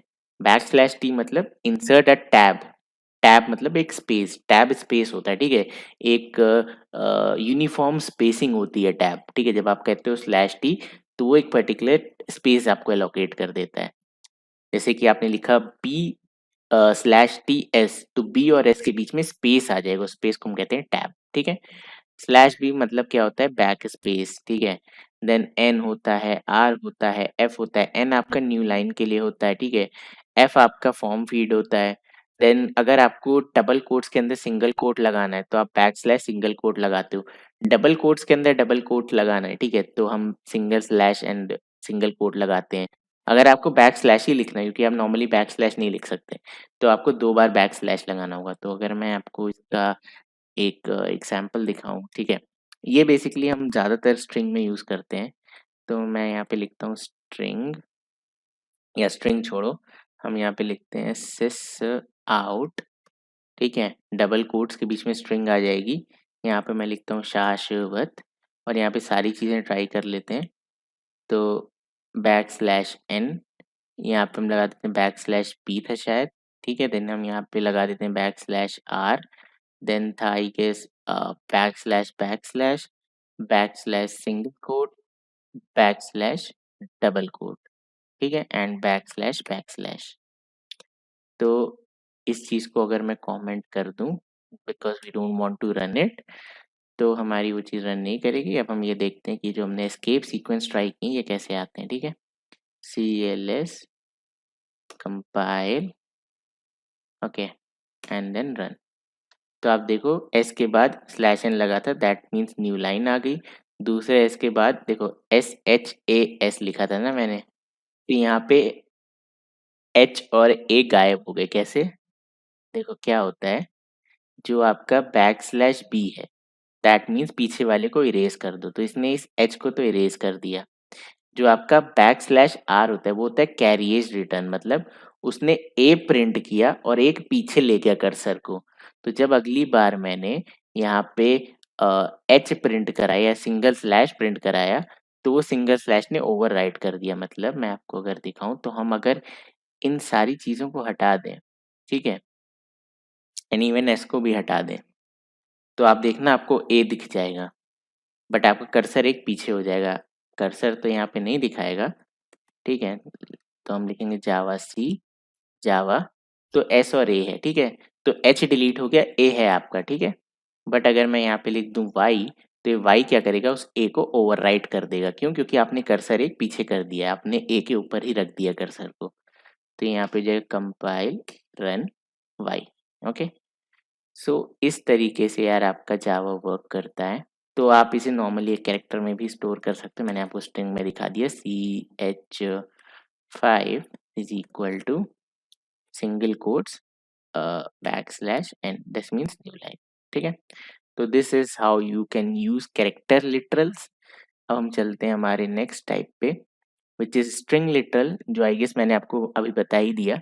तो स्ट्रिंग क्या होती है, एक सीक्वेंस ऑफ कैरेक्टर होता है, ठीक है। इसे हम कह सकते हैं कॉम्बिनेशन ऑफ कैरेक्टर, एक एरे ऑफ कैरेक्टर। अगर आपको एरे नहीं पता, don't worry, will be covering it in next few lectures I guess. वहाँ पे हम आपको अच्छे से समझाएंगे कैरेक्टर क्या होता है, एक स्ट्रिंग क्या होती है। एक्चुअली कैरेक्टर तो हमें पता है, तो हम ऐसे हेलो लिख देते हैं, string S is equal to hello. तो इसे हम हेलो को कहते हैं लिटरल। कैसा लिटरल? String literal. मेमोरी में क्या होता है, जब हम स्ट्रिंग पढ़ेंगे तब हम उसकी डिटेल में बात करेंगे। तो आप डबल कोट्स के बीच में कोई भी चीज लिखते हो, दैट इज अ स्ट्रिंग, इतना याद रखो अभी के लिए। Next is our Boolean literal. Boolean क्या होता है? बूलियन मतलब एक सिक्के के दो पहलू, हेड या टेल, ट्रू या फॉल्स। भाई ये मत बोलना सिक्का बीच में खड़ा हो गया, ठीक है। यहाँ पे दो ही पॉसिबिलिटी है, बूलियन या तो आपका ट्रू होगा या तो फॉल्स होगा, ठीक है। ये 2 चीज़ें हो गई। इसके साथ इसके साथ आपके लिटरल्स खत्म हो जाते हैं। तो मैं आपको दिखा दूँ तो बूलियन का जो टाइप होता है, not this one, let's go back to this. तो कैरेक्टर को हम कैर कहते हैं, बूलियन को हम बूलियन से रिप्रेजेंट करते हैं। डबल एंड फ्लोट क्या है? Floating point. Long and short byte क्या है? इंटीजर टाइप, ठीक है, इंटीग्रल टाइप। तो अब हमने लिटरल्स कवर कर लिए। एक और चीज मुझे आपको पढ़ानी है, मिक्स्ड मोड ऑपरेशंस, ठीक है। मिक्स्ड मोड ऑपरेशंस क्या होते हैं, एंड देन हम constants and types of variables की भी बात करेंगे।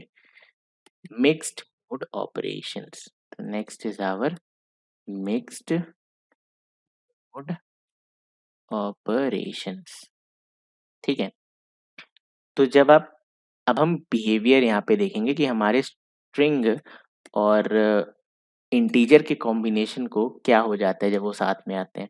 मैंने प्रिंट करा है यहाँ पे शाश्वत, ठीक है। मैं इसे कमेंट कर देता हूँ, हम खाली इसे प्रिंट को देखेंगे।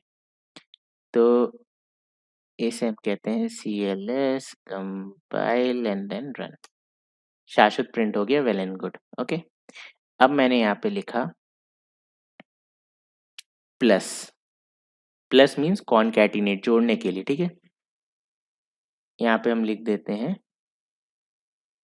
माई सॉरी माई नेम इज, ठीक है। तो प्लस कॉनकैटिनेट कर देगा, मतलब इन 2 चीज़ों को जोड़ देगा। We can say file run my name is Shashwat, ठीक है, जुड़ गए, परफेक्ट। एंड यहाँ पे मैंने स्पेस दी थी इसलिए वहाँ पे स्पेस आई। अब मैं यहाँ पे लिखता हूँ 10 प्लस 30। इसका आंसर क्या आएगा आपके हिसाब से? Okay, CLS compile run 40 my name is Shashwat, ठीक है। तो ये 10 प्लस 30 जुड़ गए। अगर मैं एंड में लिखूं प्लस 10 प्लस 40, कुछ ऐसा है ये, ठीक है। तो अब आपके हिसाब से क्या आना चाहिए? 40 माई नेम इज शाश्वत 50, करेक्ट। देखते हैं ऐसा आता है या नहीं आता है। Clear screen, compile run. 40 my name is शाश्वत 1040, ठीक है। तो ये ऐड नहीं हुआ, ये जुड़ते चले गए, क्यों? ये इंटीजर था, इसमें प्लस होके आपने 2 इंटीजर को ऐड किया, वेल एंड गुड, 40 आ गया। जैसे ही आपने ये स्ट्रिंग देखा, इसने जावा ने स्ट्रिंग देखा, इसने कहा ठीक है यार, इंटीजर को मुझे स्ट्रिंग के साथ कॉन्कैटिनेट करना है। तो अब ये 10 प्लस 30 एक स्ट्रिंग बन गया, ठीक है। और ये जुड़ गया, यानी ये जो इसका रिजल्ट था 40, ये जुड़ गया आपके अगले स्ट्रिंग में। नेक्स्ट टाइम जब आपका यहाँ पे ये शाश्वत जुड़ा तो ये भी स्ट्रिंग था। जैसे ही आपका 10 जुड़ने को आया, तो string plus integer is again what? Concatenation, जुड़ जाएगा। तो ये 10 भी स्ट्रिंग बन गया और वो भी जुड़ गया, ठीक है। सिमिलरली जब 40 आया, तो 40 अब एक string plus 40 is again a combination will be a string. तो इसे हम कहते हैं मिक्स टाइप कन्वर्जन, ठीक है। तो दैट मीन्स कि हमारा स्ट्रिंग हमारे इंटीजर के साथ जुड़ते-जुड़ते उसे भी स्ट्रिंग बना देता है। तो इसे हम कहते हैं mixed mode operation, mix type conversion नहीं, सॉरी। तो mixing of character literals and integer in string concatenation operations, correct. Concatenation मतलब जोड़ना। नेक्स्ट थिंग है हमारे जावा कीवर्ड्स। तो वेरिएबल्स की हम बात कर रहे थे, अभी रुक जाते हैं। तो Java keywords are also known as reserve words. तो कुछ रिजर्व्ड वर्ड्स होते हैं जिनको आप यूज़ नहीं कर सकते हो, ठीक है। एंड जैसे कि हमारा जब इंट हो गया, कैर हो गया, स्टैटिक हो गया, ये सारे वर्ड रिजर्व्ड है, मतलब जी जिन्होंने भी जावा लिखी उन्होंने इनकी कुछ मीनिंग बनाई है। जैसे आप लिखो इंट एक्स और मैं नीचे अपने वेरिएबल का नाम लिख दूं इंट इंट, ठीक है, तो कंपाइलर तो रो देगा। तो इसलिए जावा कीवर्ड्स हैं रिजर्व्ड वर्ड्स, उनको आप और किसी चीज के लिए यूज नहीं कर सकते, okay. So you can not name your variable, object या class name with the help of with these keywords, okay. अगली चीज है हमारी वाइडनिंग और ऑटोमेटिक टाइप कन्वर्जन, जो हम ऑलरेडी पढ़ चुके हैं, ठीक है। ऑटोमेटिक टाइप कन्वर्जन क्या होता है? Takes place when two data types are automatically converted. कब ये हैपन होता है? दो डेटा टाइप आपस में कंपैटिबल हो। इंटीग्रल वाले इंटीग्रल के साथ करेंगे, फ्लोटिंग पॉइंट वाले फ्लोटिंग पॉइंट के साथ करेंगे, इस तरीके की चीजें, that means compatibility. When we assign a value smaller data type to bigger data type, ये मैंने आपको बता दिया, छोटे से बड़े में आराम से हो जाता है, ऑटोमेटिकली जावा कर देता है। एक्सप्लिसिट या फिर नैरोइंग हम कहते हैं, if you want to assign a value of a larger data type to a smaller data type then we perform explicit type casting और नैरोइंग। ठीक है, बड़े से छोटे में डालने के लिए आपको एक्सप्लिसिट यानी जबरदस्ती करनी पड़ेगी। यहाँ पे एग्जाम्पल भी दिया है, ठीक है, इस तरीके से आप कर सकते हो। Here the target type specifies the desired type, ठीक है, आपका टारगेट टाइप डिजायर्ड टाइप में स्पेसिफाई करते हैं। जैसे मैंने ये डबल डी बनाया, अब मैंने कहा डी है, मैंने स्पेसिफाई कर दिया कि मुझे इसे लॉन्ग में कन्वर्ट करना है, तो मैंने यहाँ पे 2 ब्रैकेट्स के आगे लॉन्ग लगा दिया। ठीक है, अब बहुत लोग अपना दिमाग लगा के अगर इसे डीएल कर दो और कहो कि यार ये तो लॉन्ग हो गया, तो क्या ही बोलूँ मैं, ठीक है। डीएल एक वेरिएबल है। आप ये काम कर सकते थे जब यहाँ पे, मतलब ये काम आप कब कर सकते थे जो मैंने बताया, ये काम आप तब कर सकते थे जब आप ऐसे आप लिखते, ठीक है। दिस इज पॉसिबल, बट जो मैंने अभी बोला कि डीएल लगा दो, that is not possible because D is क्या, D is a variable, it's not a literal. ये जो L D D L F F, ये किस में कॉन्सेप्ट यूज हो रहे हैं, लिटरल्स में। डी ए क्या है, वेरिएबल है, ठीक है। ओके, इंटरेस्टिंग फैक्ट, अच्छा मुझे बाइट के बारे में आपको एक बढ़िया चीज़ बतानी है। हमारी रैपिंग तो हो गई बाइट में, ठीक है, 127 को हम -128 ले गए, जब हमने उसकी वैल्यू 128 बना दी। क्या होता है जब आप उसकी वैल्यू 257 कर देते हो, यानी कि 256 से ज़्यादा कर देते हो, तो रैप नहीं करता है, वो मॉड्यूलो करने लगता है, ठीक है। जैसे आपने लिखा 257, मॉड्यूलो मतलब पता है ना, रिमाइंडर। ठीक है, रुको मैं आपको दिखाई देता हूँ, 1 minute. Let's say byte B is equal to 257, byte BB कर लेते हैं क्योंकि शायद हमने ऊपर डिफाइन किया था। 257 ये लेगा ही नहीं, कहेगा भाई कन्वर्ट नहीं कर सकते, तो आपको पता है आपको जबरदस्ती करनी आती है, आपने कहा ले भाई बाइट, ठीक है। देन हम करेंगे सिस आउट बीबी, तो ये क्या करता है, 256 से डिवाइड कर देता है, जो रिमाइंडर है वो आपको आंसर दे देगा। तो 257 को 256 से डिवाइड करोगे तो रिमाइंडर आएगा आपका 1, ठीक है। ओके, तो ये देखो आपका आंसर आ गया 1। अगर आपको इसको बढ़ाना है, इसको कर देना है 258, 256 से फिर से मॉड्यूलो हो जाएगा, रिमाइंडर क्या आएगा 2, तो आपका बाइट में 2 स्टोर हो जाएगा। Okay, compile and then run, perfect, ठीक है। तो इस तरीके से आपकी बाइट काम करती है। Okay, type promotion in expressions implicit and explicit और ऑटोमेटिक टाइप प्रमोशन। ओके, अब कुछ अच्छी चीज़ें, छोटी-मोटी और चीज़ें हैं जो मैं बता देता हूँ। देन हम बात करेंगे हमारे वेरिएबल्स एंड कॉन्स्टेंट्स की, which will be the last thing. अब आप सोचोगे उसमें अभी और क्या बात करनी है, तो मुझे आपको काफ़ी इंटरेस्टिंग चीज़ें भी दिखानी है अभी। ओके, तो मैंने लिखा यार 10 प्लस 30, ये क्या होगा, इंटीजर। ओके, प्लस मैंने लिख दिया 52 सेमीकोलन, ये एक कैसा डेटा टाइप होगा, इंट का होगा, तो मैंने लिख दिया int ans answer is equal to good. सारी एरर चली गई, वार्निंग आ रही कि आंसर को यूज कर लो भाई, ठीक है। अब मैंने अगर यहाँ पे गलती से कर दिया 52.8, तो ये एरर आएगी, क्यों, इन तीनों में से ये इंटीजर है, ये इंटीजर है, लास्ट वाला क्या है, डबल है, यानी कि इंटीजर इंटीजर डबल तीनों में मैक्सिमम क्या है, सबसे बड़ी साइज किसकी है, डबल की, तो ये इंट आंसर तो नहीं लेगा, यानी इसको आपको बनाना पड़ेगा डबल आंसर, ठीक है।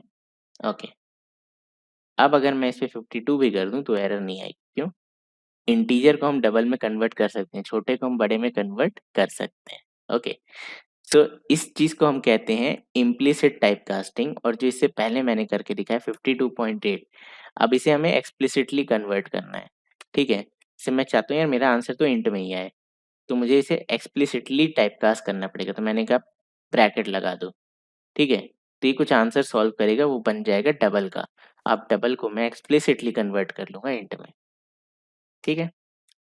तो जब हम एक्सप्रेशंस को सॉल्व करते हैं तो जावा ट्राई करते हैं इम्प्लिसिटली वो काम करने का, नहीं कर पाता है बेचारा, फेल हो जाता है, तो हम कर देते हैं एक्सप्लिसिटली, ठीक है। This is also same as what we talked above.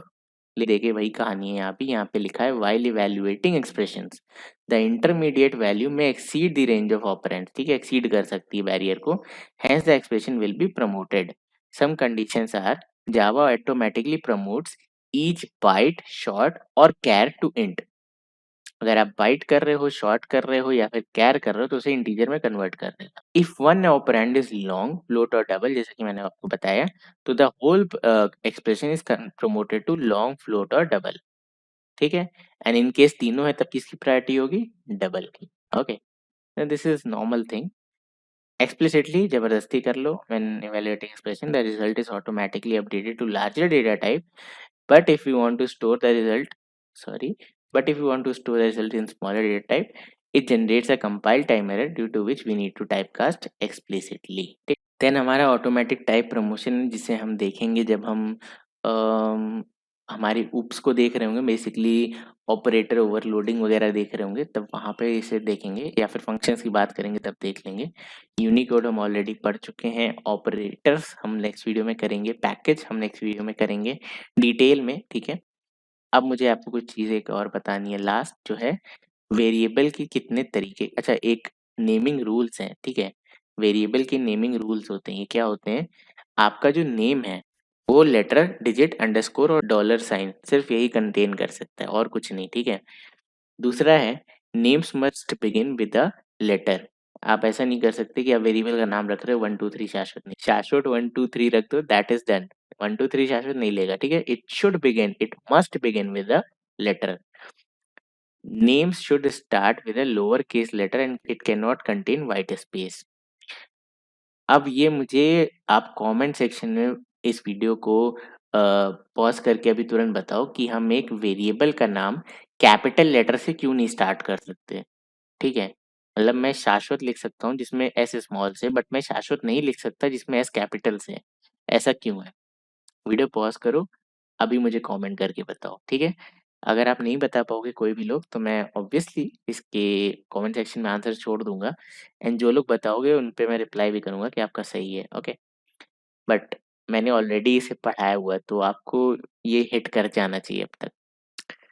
Fourth point है name can also begin with dollar या अंडरस्कोर। ठीक है, names are case sensitive, my var different है, हमने बात की थी, लेकिन दोगलापन आपको याद होना चाहिए कि लिटरल्स में आप कर सकते हो। 0x and 0 capital X same है, small F capital F same है, वहां पे ये कुछ नहीं करता। ठीक है, वहां मान लेते सब कुछ। रिजर्व्ड वर्ड्स, ठीक है, जैसे कि int boolean can not be used as names, already हम बात कर चुके हैं। Now last two topics is constant and variable के टाइप्स। ओके, तो एक बात बताओ, इसे हम करते हैं कमेंट। ठीक है, आप जावा पढ़ रहे हो, ठीक है, यहाँ पे कांस्टेंट कीवर्ड नहीं होता है। देखो कुछ चीजें होती हैं जो हम कांस्टेंट रखना चाहते हैं। फॉर एग्जांपल एक स्टूडेंट है, ठीक है, उसने किसी कॉलेज में एडमिशन लिया है, तो उसकी रजिस्ट्रेशन आईडी अक्रॉस 4 ईयर्स या 5 ईयर्स या 6 ईयर्स या 3 ईयर्स, जितना भी आपका टेन्योर है, सेम होने वाली है। ठीक है, दैट विल नॉट चेंज, और वो चेंज होनी भी नहीं चाहिए। ठीक है, तो जो चीजें चेंज नहीं होती उसे हम एज अ कांस्टेंट डिक्लेयर कर देते हैं। तो मैं लिखता हूँ यहाँ पे फाइनल, फाइनल एक कीवर्ड है, मैं लिखा इंट, कुछ भी नाम दे देते हैं, let's say roll number, registration number, reg number, ठीक है, N O is equal to, okay, कुछ भी दे दिया रैंडम सा। देन हमने इसे प्रिंट करा लिया सिस आउट, हमने लिखा रेज नंबर। Okay, save. अब what we will do is we will clear the screen, compile and then run it. Perfect. ठीक है, कांस्टेंट का फायदा क्या है कि आप इसे चेंज नहीं कर सकते। तो अगर आप लिखोगे reg number is equal to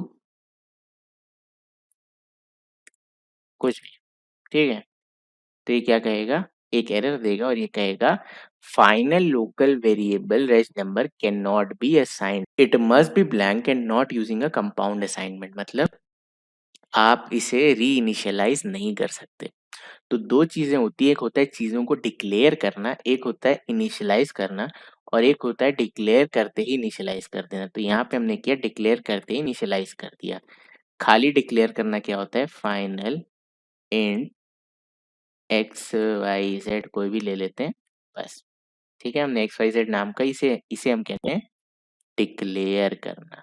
okay, second thing is X Y Z is equal to 5 6 7 8 9 जो भी है, इसे हम कहते हैं इनिशियलाइज करना। तो आप देखो यहाँ पे एरर नहीं आई, इनिशियलाइज करना। ठीक है, मतलब वैल्यू असाइन कर रहे हो, वहाँ पे एरर नहीं आई। यहाँ आपने डिक्लेयर किया, आपने वैल्यू असाइन कर दी। सेम का और अगर दोनों को साथ में करना है तो आप ऐसे कर सकते हो। ठीक है, यहाँ पे डिक्लेयर करो, इक्वल टू लगा के इनिशियलाइज करो। This is one step. बहुत सारे लोग ये वाला स्टेप फॉलो करते हैं लाइंस बचाने के लिए। This is nothing harm in that. ठीक है, एंड आप इसे रीअसाइन नहीं कर सकते। ठीक है, यहाँ पे ध्यान रखना, यहाँ पे रीअसाइन नहीं हो रहा है, यहाँ पे एक ही बार असाइन हुआ है, करेक्ट। क्योंकि यहाँ पे हमने डिक्लेयर किया, इधर असाइन कर दिया, और यहाँ पे डिक्लेयर एंड असाइन साथ में कर दिया था। ओके, तो हमें फाइनल समझ में आ गया। Next thing is variable. Variable भी आपको समझ में आ रहा है, मेमोरी में कोई चीज़ रखनी हो तो हम वेरिएबल यूज़ कर सकते हैं, डेटा टाइप उसका डिफाइन कर देते हैं। अब वेरिएबल आपके 3 तरीके के होते हैं। पहला होता है आपका लोकल। लोकल मतलब वो, जैसे मैंने ये यहाँ पे मेन मेथड बनाया है, ठीक है, मेन मेथड बनाया हुआ है। तो एक मेथड के अंदर की चीज़ है, यानी कि अगर मैं यहाँ पे ये A, B, X, Y, Z declare कर रहा हूँ, ये इस मेन फंक्शन के लिए लोकल हो गया। ठीक है? तभी जब आप यहाँ लिखते हो तो ये कहता है हमारे 2 लोकल लोग एक नाम से नहीं हो सकते। तो अगर आप लिखोगे int A is equal to 45, ठीक है? एंड सेमीकोलन, तो यहाँ पे एरर देखो ये क्या देगा? एरर देगा डुप्लीकेट लोकल वेरिएबल ए। डुप्लीकेट आप नहीं डाल सकते। That means local variable can never be duplicate. तो जभी भी कोई वेरिएबल है किसी मेथड के अंदर है, फंक्शन के अंदर है, तो उसे हम कहते हैं लोकल वेरिएबल। ओके, अब अगर वो चीज़ क्लास लेवल पे हो या क्लास लेवल स्टैटिक हो जाता है, मैं कहता हूँ फंक्शन के बाहर है, मेथड के बाहर है और क्लास के अंदर है, जैसे कि इंट POC, ठीक है, कुछ भी ले लेते हैं, इज इक्वल टू 20। ओके, तो कोई भी चीज़ मेथड के बाहर है और आपके क्लास के अंदर है, तो हम उसे क्या कहते हैं? उसे हम कहते हैं इंस्टेंस वेरिएबल। तो इंस्टेंस वेरिएबल का जो स्कोप होता है, जो उसकी औकात होती है, वो कहाँ तक होती है? उसके ऑब्जेक्ट में होती है। अभी हम ऑब्जेक्ट क्रिएट करेंगे, फिर आपको समझाएंगे अच्छे से। तीसरी चीज़ मैं आपको पहले बता देता हूँ, स्टैटिक। एंड इसे हम कहते हैं कॉप, POC, इसे हम कह देते हैं 30। एंड ये स्टैटिक क्या है? इंट टाइप का है। ठीक है, कोई भी डेटा टाइप आप ले सकते हो। ठीक है, ये कीवर्ड्स किसी भी डेटा टाइप के साथ वेल टू वो हैं। ठीक है, कोई दिक्कत नहीं होगी। तो अब मैंने बना दिया cop POC। Now let's try to print all these. ठीक है, हम क्या करते हैं, हम इसे कमेंट कर देते हैं, इसे कमेंट कर देते हैं, इसे कमेंट कर देते हैं। Now I think we are error free. हम बना लेते हैं int local is equal to 30। ठीक है, सिस आउट लोकल, प्रिंट हो जाएगा। ओके, अब हम लगा देते हैं सिस आउट POC। ओके, नहीं होगा, देन हम लगा देंगे सिस आउट COP। ठीक है, हो जाएगा। POC में आपकी एरर आ रही है, क्यों? Can not make a static reference to a non static field. Okay, यहाँ पे देखो मेन मेथड आपका क्या है? स्टैटिक है, और POC आपका नॉन स्टैटिक है। तो कोई भी स्टैटिक मेथड होता है ना, तो उसके अंदर अगर आप वेरिएबल ला रहे हो तो खाली स्टैटिक वेरिएबल ला सकते हो, नॉन स्टैटिक वेरिएबल नहीं ला सकते। ठीक है, तो ये यहाँ पे प्रिंट नहीं होगा। तो हम एक काम करते हैं, हम एक नया फंक्शन बनाते हैं जो कि नॉन स्टैटिक रहेगा। देखते हैं क्या वहाँ पे हम प्रिंट करा पाएंगे। तो हम लिखते हैं void माई फन ले लेते हैं। ठीक है, एंड देन हम यहाँ पे प्रिंट करा देंगे sys out COP, राइट, और POC व्हाट इट इज। कहाँ पे एरर आ रही? POC। ठीक है, POC। तो आप देखो यहाँ पे आराम से चल के कोई एरर नहीं है। एंड इवन आप नॉन स्टैटिक मेथड में स्टैटिक वेरिएबल भी एक्सेस कर सकते हो। तो हम यहाँ पे लगा सकते हैं COP, कोई एरर नहीं आएगी। ठीक है, तो स्टैटिक मेथड के अंदर आप सिर्फ स्टैटिक वेरिएबल ला सकते हो बाहर से, लोकल तो आप कुछ भी बनाओ।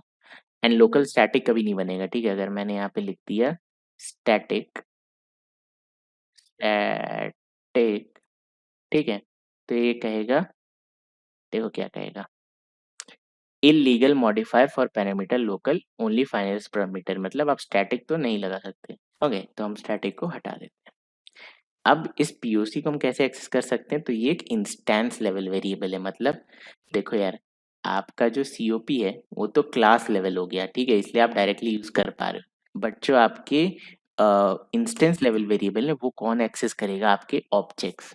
ऑब्जेक्ट्स क्या होता है, आपकी क्लास का इंस्टेंस होता है, लिविंग फॉर्म है आपके ऑब्जेक्ट्स आपकी क्लास का, ठीक है।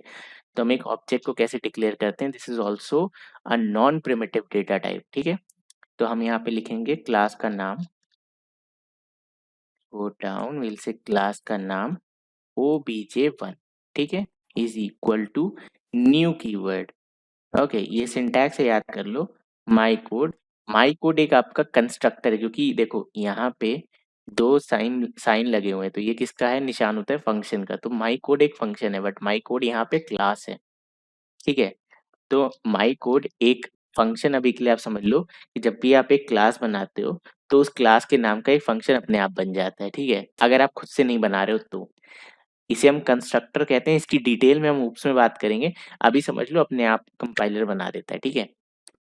तो ये कुछ काम होता है। तो obj1 के पास किस चीज का एक्सेस होगा, डॉट लगा के हम एक्सेस कर सकते हैं, ये पीओसी दिखा रहा है, ठीक है। तो obj1 डॉट पीओसी मैंने लिख दिया, हम इसे एक बार प्रिंट करा लेते हैं पहले, sys out obj1 dot POC. तो अब अगर मैं प्रिंट करा के आपको दिखाऊं तो ये परफेक्टली चलेगा। ओके, cls कंपाइल रन, ठीक है। तो आपका 30 20 30 आया, कैसे, पहला लोकल है 30, प्रिंट हो गया। दूसरा आपने ऑब्जेक्ट बनाया, आपने कहा obj डॉट पीओसी, पीओसी की वैल्यू क्या है, ऊपर जाओ 20, ठीक है। देन नीचे सीओपी, सीओपी क्या है, स्टैटिक वेरिएबल, इसकी वैल्यू क्या है 30। ओके, अब इंस्टेंस लेवल वेरिएबल इसे क्यों कहा जाता है, क्योंकि ऑब्जेक्ट्स इसे शेयर नहीं करते, ये एक ऑब्जेक्ट का खुद का होता है। मतलब देखो, मैंने लिखा है यहाँ पे my code obj2 is equal to new my code, दूसरा ऑब्जेक्ट बना लिया, ठीक है। अब मैंने लिखा sys out obj2 dot poc, ठीक है। एंड मैं अभी आपकी सुविधा के लिए ये लोकल और ये सीओपी को क्या कर दे रहा हूँ, चुपचाप से कमेंट कर दे रहा हूँ, ठीक है। Now we will do cls compile and then run 2020, ठीक है। मतलब इन दोनों ऑब्जेक्ट्स के पास 2020 है। अब हम क्या करते हैं, देखो इस POC1 को, इस POC को ऑब्जेक्ट 1 से चेंज करने का ट्राई करते हैं। 20 को हम कर देते हैं 30, ठीक है। अब हम इसे फिर से कंपाइल कराते हैं, clear screen, compile, then run. Answer क्या आ रहा है, 30 20। ओके, यानी कि एक इंस्टेंस लेवल वेरिएबल है, ऑब्जेक्ट 1 ने इसे चेंज किया तो ये ऑब्जेक्ट 1 के लिए चेंज हो गया, ऑब्जेक्ट 2 के लिए चेंज नहीं हुआ। ऑब्जेक्ट 2 के लिए नया नया आया, 20 था 20 आया, ठीक है। So that's why it is called an instance level variable. Her object के पास अपनी इसकी खुद की कॉपी होती है और वो उसे चेंज करता रहता है। But this is not the case with static. Static जो है आपका मेमोरी में एक ही बार बनता है, क्यों, क्योंकि ये क्लास लेवल का होता है, इसकी हम बात कर चुके हैं, ठीक है। सो ये जो आपके डिफरेंट डिफरेंट ऑब्जेक्ट्स हैं, ये एक ही को पॉइंट कर रहे होंगे। मतलब अगर मैं यहाँ पे लिखूं obj1 डॉट cop, cop वहाँ क्यों चला गया, dot cop is equal to 58, ठीक है। इसकी ओरिजिनल वैल्यू क्या थी, ओरिजिनल वैल्यू थी 30 एंड हम इसे 58 बना रहे हैं। बट मैं क्या करता हूँ, तब तक के लिए इस पीओसी को हम प्रिंट नहीं कराएंगे। ओके, अब देखते हैं sys out obj2 dot cop, ठीक है। एंड सिमिलरली इसे कॉपी पेस्ट करके obj1 के लिए प्रिंट कराते हैं, obj1 डॉट cop, ठीक है। सेव। अब देखो मैंने obj1 से इसे 58 कर दिया, लेट्स सी ये 58 होता है या नहीं होता है, ठीक है। Clear screen, compile and then run. 58 58, ठीक है। तो यहाँ पे क्या हुआ कि जो आपका स्टैटिक वेरिएबल है वो एक ही बार बनता है मेमोरी में और सारे लोग उसे रेफर करते हैं। एक ने उसे चेंज कर दिया तो सबके लिए चेंज हो जाएगा। जैसे मैं शाश्वत, मैंने आपको एग्जांपल दिया था बहुत अच्छा कि मैं आपके लिए भैया हूँ, अपने पेरेंट्स के लिए सन हूँ, ऑफिस वालों के लिए कलीग हूँ, ठीक है। तो अगर मैं अपना बाल कटवा रहा हूँ तो मेरे घर वालों को भी दिख रहा है, कलीग्स को भी दिख रहा है, आपको भी दिख रहा है, ठीक है। दैट मीन्स अगर मैं चेंज हो रहा हूँ तो मैं सबके लिए चेंज हो रहा हूँ। क्यों? क्योंकि मुझे यहाँ पे बेसिकली ये obj1 चेंज नहीं कर रहा है ना, obj2 चेंज कर रहा है। इवन यहाँ पे एक वार्निंग आ रही है। वार्निंग क्या है? Static field should be accessed in static way. मतलब क्लास लेवल वेरिएबल है तो क्लास के नाम से ही करो। तो हमारी क्लास का नाम शायद माई कोड है, तो my code dot COP is equal to 58। This is the correct way. मैं इसे कमेंट कर देता हूँ, ठीक है। एंड हम OBJ1 OBJ2 करके देख लेते हैं। होता क्या है कि JVM इसे रिप्लेस कर देता है किसके साथ? हमारी क्लास के नाम के साथ। तो जब भी आप एक स्टैटिक के साथ ऑब्जेक्ट लगाते हो देखो सेम रिजल्ट, ठीक है, क्योंकि क्लास लेवल पे खेल रहा है, ठीक है।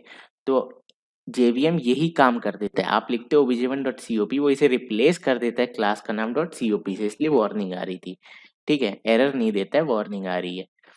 तो ये होता है हमारा static variable, local variable, instance variable. अब दो वेरिएबल, दो स्टैट अब एक स्टैटिक वेरिएबल इंस्टेंस वेरिएबल का नाम सेम है तो उसे हम एक्सेस कैसे करेंगे और बाकी सारी चीजें इसकी हम डिटेल में बात करेंगे जब हम ऊप्स पढ़ रहे होंगे। बट अभी हम अपने नोट्स पे चलते हैं because we have actually finished this lecture. तो एक कांस्टेंट क्या होता है? Is a variable whose value can not change once it has been assigned, ठीक है। हमने बात कर ली Java does not have built in support for constant, इसलिए हम क्या यूज करते हैं? Final keyword. In addition a constant is cache. अच्छा, एक बात बताओ, अगर कोई चीज़ कांस्टेंट है, जैसे अगर आप किसी से मिलते हो तो आप अपना नाम सबसे पहले इंट्रोड्यूस कर देते हो, हाय मेरा नाम शाश्वत है। आप सोचते नहीं अरे मेरा नाम क्या था? मतलब वो अलग बात है जब हम इंग्लिश की डिबेट्स में जाते हैं और वहाँ पे ऐसे सुना रहे होते हैं क्लास को या फिर अपना पॉइंट सुना रहे होते हैं तो वहाँ पे सोचते हैं माय नेम इज़ ये वो अलग है। बट हमारी मेमोरी में कुछ चीज़ें फ्रीक्वेंट होती हैं, वो कैश हो जाती हैं, ठीक है। कैश मतलब जो चीज़ें बहुत फ्रीक्वेंटली यूज़ हो रही हैं, उसे एक ऐसी जगह रख दो जहाँ से हम उसे फटाफट निकाल पाएँ, ठीक है। नेम है फट से निकला शाश्वत, बट आप अभी मुझसे पूछो कोई क्लास 10th का कोई डेफिनेशन बता दो तो शायद मुझे नहीं याद रहेगा कि फिजिक्स के कौन से टॉपिक की कौन सी डेफिनेशन का क्या मतलब था, ठीक है। तो वो कैश नहीं हो पाई। जो फ्रीक्वेंटली चीज़ें हैं, जो फ्रीक्वेंटली ऐसी चीज़ें हैं जो चेंज नहीं होती, उसे हम कैश कर सकते हैं। तो अगर आप एक कांस्टेंट को कैश कर दो तो कितना आसान है, फटाफट पिक करोगे। तो जेवीएम यही करता है, उसे कैश कर देता है। क्यों? क्योंकि उसे पता है वो कभी चेंज होगा ही नहीं।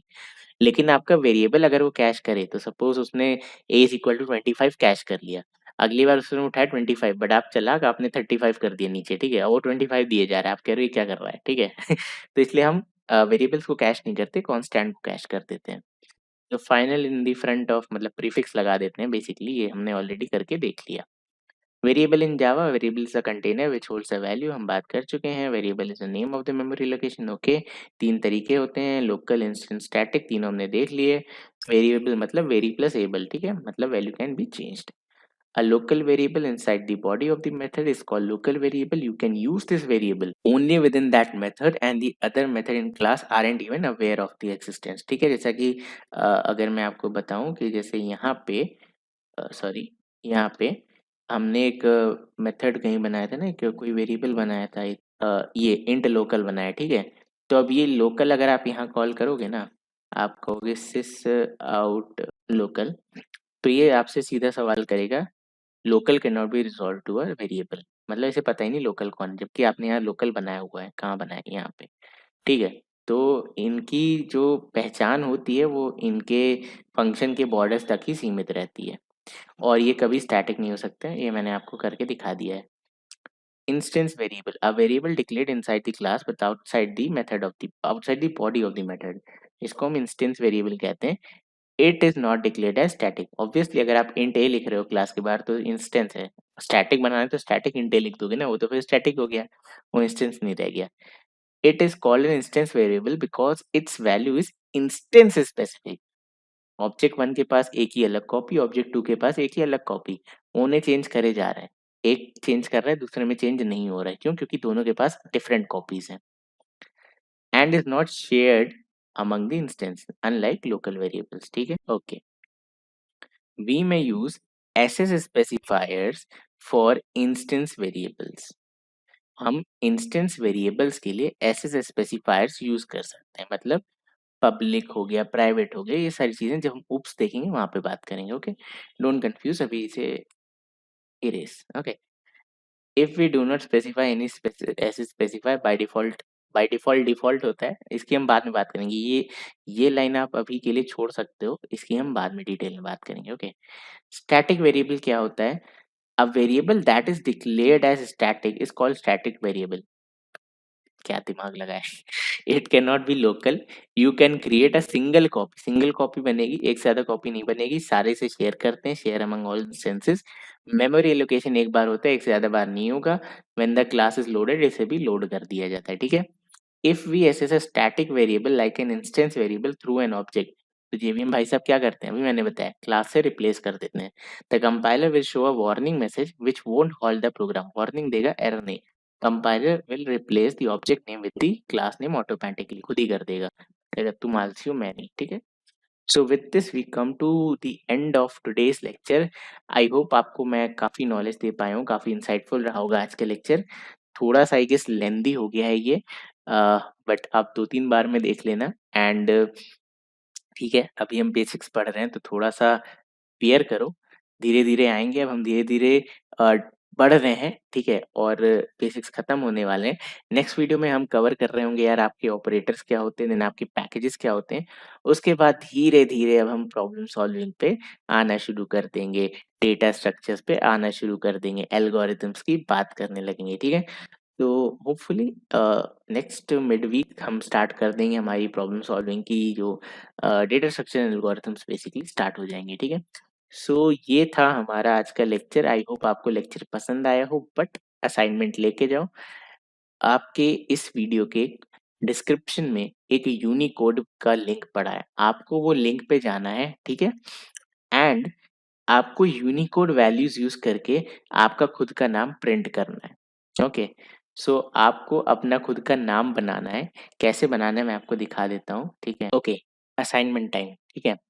अब मैं चाहता हूँ कि आपको असाइनमेंट क्या करना है, आपको अपना नाम प्रिंट करना है with the help of characters, string से नहीं, कैरेक्टर से। कैसे?